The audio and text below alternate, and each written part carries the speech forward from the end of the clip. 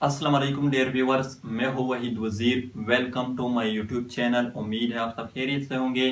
तो इस वीडियो में मैं डिस्कस करने वाला हूं सीड डिस्पर्सल और seed dispersion, important of seed dispersal and classification of seed dispersal. तो हम पहले इसको डिफाइन करते हैं कि सीड डिस्पर्सल क्या है। A process in which seeds are dispersed away from parent plant to different place or area through various agents is called seed dispersal। वो प्रोसेस जिसमें सीड जो है वो पेरेंट प्लांट से अवे किसी दूसरे एरिया में या किसी दूसरे प्लेस में डिस्पर्स हो जाते हैं वेरियस एजेंट के थ्रू। तो इस प्रोसेस को हम कहते हैं सीड डिस्पर्सल। ये जो एजेंट है ये विंड भी हो सकती है, इंसेक्ट भी हो सकते हैं, वाटर भी हो सकते हैं, एनिमल्स भी हो सकते हैं और बर्ड्स भी हो सकते हैं। फॉर एग्जाम्पल ये हमारे साथ एक प्लांट है। इस प्लांट से सीड जो है वो गिर चुके हैं जमीन पर। अब यहाँ पर ये प्लांट जो है इसको हम कहते हैं पेरेंट प्लांट है, जिससे सीड जो है वो जमीन पर गिर चुके हैं। तो इस सीड का वेरियस एजेंट के थ्रू किसी दूसरे प्लेस में, किसी दूसरे एरिया में डिस्पर्स हो जाना, तो इस प्रोसेस को हम कहते हैं सीड डिस्पर्सल। अब यहाँ पर सवाल ये पैदा होता है कि सीड डिस्पर्सल जो इसके कौन कौन से इंपॉर्टेंट हो सकते हैं। तो फर्स्ट जो इंपॉर्टेंट है वो ये है कि सीड डिस्पर्सल जो क्या करता है, प्रिवेंट ओवर क्राउडिंग। ये ओवर क्राउडिंग को प्रिवेंट करती है। किस तरह? For example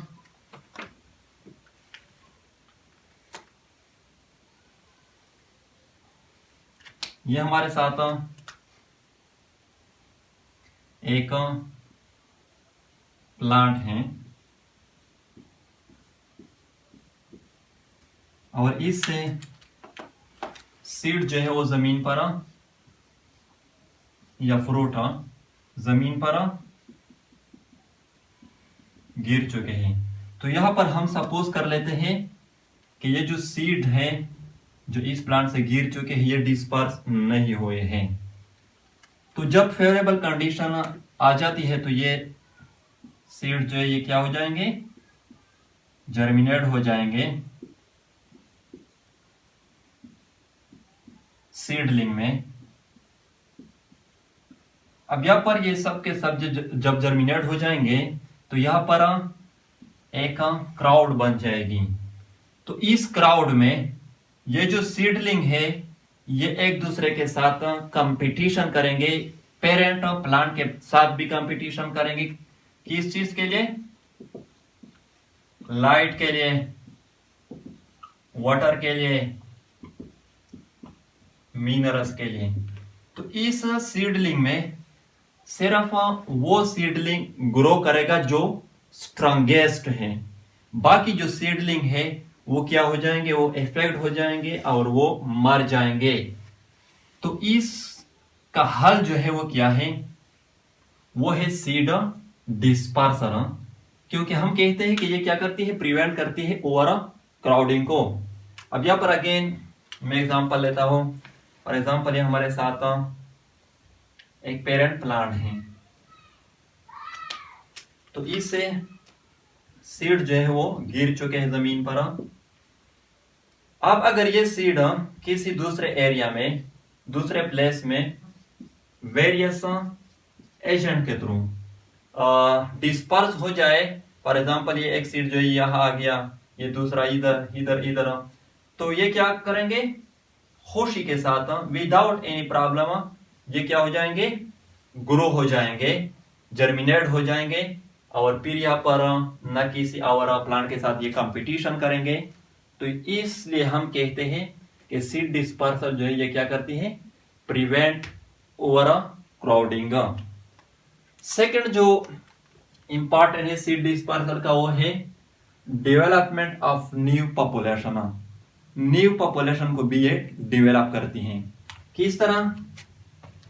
again for example ये हमारे साथ एक प्लांट है जो इस सीड जो है वो क्या हुए हैं, गिर चुके हैं जमीन पर। अब यहाँ पर इस प्लांट का पॉपुलेशन जो है वो तो प्रेजेंट है इस एरिया में। अब अगर किसी एजेंट के थ्रू इसके सीड जो है वो दूसरे एरिया में चले जाएंगे और वहां पर ये जर्मिनेट हो जाएंगे, ग्रो हो जाएंगे, तो इस प्लांट स्पीशीज का यहाँ पर भी पॉपुलेशन बन जाएगा इस एरिया में भी। इसी तरह यहाँ पर अगर ये चले जाएंगे और ग्रो हो जाएंगे तो इस एरिया में भी एक नया पॉपुलेशन बन जाएगा इस स्पीशीज का। तो इसलिए हम कहते हैं कि डेवलपमेंट ऑफ न्यू पॉपुलेशन भी सीड डिस्पर्सल के थ्रू होती है। थर्ड जो इंपॉर्टेंट है वो है involve in survival of species. Seed dispersal जो ये स्पीशीज की सर्वाइवल में भी क्या करती है, रोल प्ले करती हैं। अगेन मैं वही बात करना चाहूंगा, ये जो पॉइंट है ये इस पॉइंट के साथ रिलेटेड है, क्योंकि जब सीड डिस्पर्सल नहीं होगी तो इस तरह क्राउड बन जाएगी और इसमें पीयर कंपटीशन होगी, ये एक दूसरे को इफेक्ट करेंगे और सिर्फ स्ट्रॉन्गेस्ट सीडलिंग जो है वो क्या करेगा, वो ग्रो करेगा। और अगर सीड डिस्पर्सल होगी तो फिर ये सीड जो है ये पेरेंट प्लांट से किसी दूसरे एरिया में दूर चले जाएंगे और वहां पर फिर इसको कोई प्रॉब्लम जो है वो पेश नहीं होगा, जिसके नतीजे में वो अच्छी तरह क्या करेंगे, ग्रो करेंगे। तो इसलिए हम कहते हैं कि सीड डिस्पर्सल जो है ये क्या करती है, involve in survival of species. तो एक साइंटिस्ट था जिसका नाम था वेंडर पेजला। तो इस साइंटिस्ट ने वेरियस एजेंट के बेस पर सीड डिस्पर्सल की क्लासिफिकेशन की है जो आप लोगों के सामने है। यहाँ पर ये भी नोट कर ले, जितने भी टर्म यूज हुए हैं इसके लास्ट में ये कोरी का वर्ड आता है। तो ये कोरी जो है ये आया है ग्रीक वर्ड कोरेना आर छोरे से, जिसका मतलब है टू डिस्पर्स। तो फर्स्ट जो टर्म है वो है टीरोकोरी। तो टीरोकोरी किसको कहते हैं, देखो एक टाइप के सीड होते हैं जिसको हम कहते हैं विंग सीड्स। इसकी जो शेप होती है वो इस तरह होती है, इसी तरह ये सीड है इसके अंदर। तो ये जो टू पार्ट है इसको हम कहते हैं विंग्स और इस सीड को हम कहते हैं विंग सीड। तो इस विंग सीड का विंड के थ्रू डिस्पर्स होना, इस मैकेनिज्म को हम कहते हैं टीरोकोरी। सेकंड जो वो है पोगोनोकोरी। तो हमारे साथ एक और टाइप के सीड होते हैं जिसको हम कहते हैं प्लम्ड सीड। ये जो प्लम्ड सीड होते हैं ये सील की हेयर पर मुश्तमिल होते हैं। इसकी जो एग्जांपल है वो है कैलोट्रोपस, प्रोसेरा एंड दूसरा है डेंडेलियन।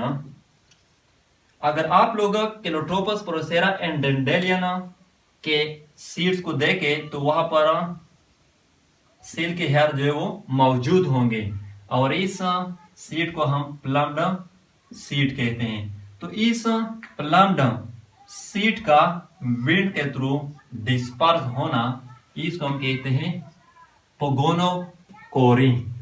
थर्ड जो है वो है स्पोरोकोरी। तो यहाँ पर नाम से जाहिर है स्पोरो का मतलब है स्पोर्स। स्पोर जो होते हैं ये इंतहाई स्मॉल साइज के होते हैं, माइन्यूट साइज के होते हैं। तो यहाँ पर इससे हम ये जाहिर करते हैं कि स्मॉल साइज या माइन्यूट साइज के सीड का विंड के थ्रू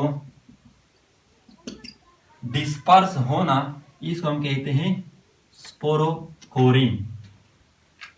फोर्थ वन है एपिजोकोरी। एपी का मतलब है एबाव, जो का मतलब है एनिमल। तो वो सीड जो स्पाइन वगैरह पर मुश्तमिल होते हैं। वो क्या करते हैं, वो एनिमल के स्किन के साथ अटैच हो जाते हैं और इस तरह वो एक जगह से दूसरी जगह में डिस्पर्स हो जाते हैं। तो इस स्पाइनी सीड्स का एनिमल के थ्रू डिस्पर्स होना, इसको हम कहते हैं एपिजोकोरी। फिर तो जो वो है इंडोजोकोरी। इंडो का मतलब है इनसाइड, जो का मतलब है एनिमल। तो जो hard and non digestible seed होते हैं, सीड्स यानी कि वो सीड जो डाइजेस्ट नहीं होते हैं, तो एनिमल क्या करते हैं, वो इस hard and non digestible seed को खा लेते हैं। पर ये तो क्या है, नॉन डाइजेस्टेबल है, डाइजेस्टेबल नहीं है। तो फिर ये एनिमल जब ये वेस्ट मटेरियल को एनस के थ्रू एक्सक्रेट करते हैं, तो उसके साथ ये नॉन डाइजेस्टेबल सीड भी निकल जाते हैं। तो इस तरह इस hard and non digestible seed का एनिमल के थ्रू डिस्पर्स होना, इसको हम कहते हैं इंडोजोकोरी। 6 जो है वो है एंथ्रोपोकोरी। एंथ्रोपो जो है ये आया है एंथ्रोपस से, जिसका मतलब है ह्यूमन बीइंग। तो अगेन जो स्पाइन सीड होते हैं, स्पाइन सीड यानी कि वो सीड जो स्पाइन पर मुश्तमिल होते हैं, वो जब ह्यूमन बीइंग के कपड़ों वगैरह के साथ अटैच हो जाते हैं और इस तरह ये एक जगह से दूसरी जगह डिस्पर्स हो जाते हैं, तो इस मैकेनिज्म को हम कहते हैं एंथ्रोपोकोरी। 7 जो है वो है मेर्मेकोकोरी। तो मेर्मेकोकोरी किसको कहते हैं, एंड्स के थ्रू सीड्स का डिस्पर्स हो जाना, यानी कि चूंटियों के थ्रू सीड्स का डिस्पर्स हो जाना, इस मैकेनिज्म को हम कहते हैं मेर्मेकोकोरी। हाइड्रोकोरी, हाइड्रो का मतलब है वाटर। तो वाटर के थ्रू सीड्स का एक जगह से दूसरी जगह डिस्पर्स हो जाना, इसको हम कहते हैं हाइड्रोकोरी। और 9 जो है वो है बेलोकोरी। बेलोकोरी किसको कहते हैं, बस ऐसे प्लांट्स होते हैं जब उसकी फ्रूट राइपन हो जाती हैं, तो फिर वो बर्स्ट हो जाते हैं, वो फ्रूट बर्स्ट हो जाते हैं, एक्सप्लोड हो जाते हैं। फॉर एग्जाम्पल जैसे कि पी है, बीन है, तो इसके जो फ्रूट होते हैं वो जब राइपन हो जाते हैं तो एक्सप्लोड हो जाते हैं, बर्स्ट हो जाते हैं। तो एक्सप्लोजिव मैकेनिज्म के थ्रू सीड का डिस्पर्स होना, इसको हम कहते हैं बेलोकोरी। लास्ट वन जो है वो है बेरोकोरी। तो बेरोकोरी क्या है, जो हेवी सीड होते हैं, हेवी सीड्स, इसका फोर्स ऑफ ग्रेविटी के थ्रू डिस्पर्स होना, इसको हम कहते हैं बेरोकोरी।